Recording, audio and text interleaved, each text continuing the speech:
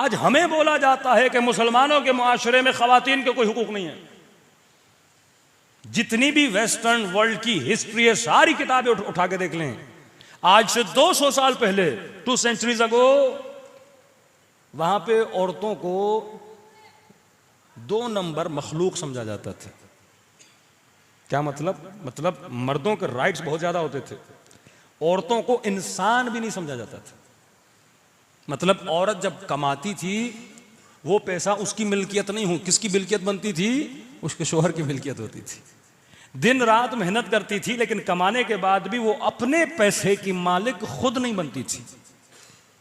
1882 में जो सनअत जिसे बोलते हैं, ये कारखाने के जो मालिकान हैं, जितने भी कारखाने थे, उन्होंने पार्लियामेंट में एक करारदाद भेजी। करारदाद ये थी, भाई औरतों को अपनी तनख्वाह का मालिक बना दिया जाए, इनको ये हक दिया जाए, इनको ये राइट दिया जाए। उसकी पीछे भी वजह थी, ये नहीं कि खवातीन से बड़ी हमदर्दी थी, नहीं, वो चाहते थे अगर अपने तनख्वाह की खुद मालिक बनेंगी तो पहले क्योंकि शोहर वो तनख्वाह लेता था, बाप तनख्वाह लेता था, भाई उसकी तनख्वाह को उठा लेता था, लेकिन जब खुद मालिक बनेगी तो हम इसको कम तनख्वाह में रख सकते हैं। जब मर्द के कंट्रोल में था तो वो कभी डिमांड ज्यादा कर देता था। इस वक्त सबसे ज्यादा दुनिया में जो सस्ता लेबर है, मर्द तनख्वाह ज्यादा लेता है, औरतें सस्ती लेबर मानी जाती हैं। पहला काम इन्होंने ये किया। दूसरा काम इन्होंने क्या किया? दूसरा काम, जब कारखाने बढ़ने लगे, जब सनअत का इनकलाब आया, कारखानों का इनकलाब आया, पैदावार ज्यादा बढ़ी, तो जाहिर है इनको काम करने वाले ज्यादा चाहिए थे, और सस्ते काम करने वाले कौन थी? औरतें थी। दूसरा, इन प्रोडक्ट को बेचने के लिए, जिसे आप एडवर्टाइजमेंट कहते हैं, क्योंकि उसूल है अगर चीज को बेचना है एडवर्टाइजमेंट करनी है। अब जब सनअत का इनकलाब आया, प्रोडक्ट बहुत ज्यादा बढ़ी, तो उस प्रोडक्ट को बेचने के लिए सबसे बेहतरीन जो वसीला था वो औरत थी। मतलब दाढ़ी को काटने वाला जो ब्लेड है उसका औरत से क्या जाए? उसकी एडवर्टाइजमेंट में भी औरत।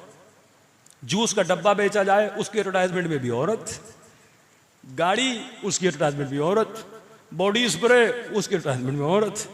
टूथब्रश, उसकी एडवर्टाइजमेंट में भी औरत। औरत से मोहब्बत नहीं थी, कहा अगर इसे बेहया बनाया जाएगा तो हम इसके जिस्म से जरिए कौम के नौजवानों को क्या करेंगे? अट्रैक्ट करेंगे। मर्द के वजूद में शहवत है, लिहाजा ये देखेगा, और मतलब ये ब्लड को नहीं देखेगा, ये उस जूस को नहीं देखेगा, ये उस औरत को देखेगा, और उसके बीच में इसके सबकॉन्शियस में वो मसलन वो प्रोडक्ट भी चली जाएगी, उसके बाद उसका क्या बन जाएगा? खरीदार बन जाएगा। तो इन्होंने औरत को प्रोडक्ट बना दिया। जितनी औरत वेस्टर्न मुआशरे में गिर चुकी है, इस्लाम ने औरत को इज्जत दी है, इस्लाम ने औरत को वकार दिया है। कि सैयदा ज़हरा फरमाती, अरब वो वक्त याद करो कि तुम अपनी बेटियों को दफन किया करते थे। ये किसने बताया कि औरत की इज्जत क्या होती है, वकार क्या होता है? यानी रेवोल्यूशन, इनकलाब इसे कहते हैं कि मुआशरा कहीं और जा रहा है, रसूल उस मुआशरे को कहीं और ले जा रहे हैं। फरमाया सबसे बड़ा काम और बड़ी तबलीग ये होती है कि मुआशरों की गलत सुन्नतों का मुकाबला करना, मुआशरों की गलत आदतों का मुकाबला करना। वो अरब जो बेटियों को जिंदा दफन करते थे, उसी मुआशरे में अगर किसी बेटी की इज्जत और एहतराम को बढ़ाना है तो रसूल कैसे बढ़ाएंगे? अब तसव्वुर करो, जिस मुआशरे में औरत की इज्जत तो वक़्त नहीं थी, उसी मुआशरे में जब रसूल की बेटी आती है तो उसके एहतराम में मुस्तफ़ा खड़े हो जाते हैं। इसे कहते हैं एहतराम।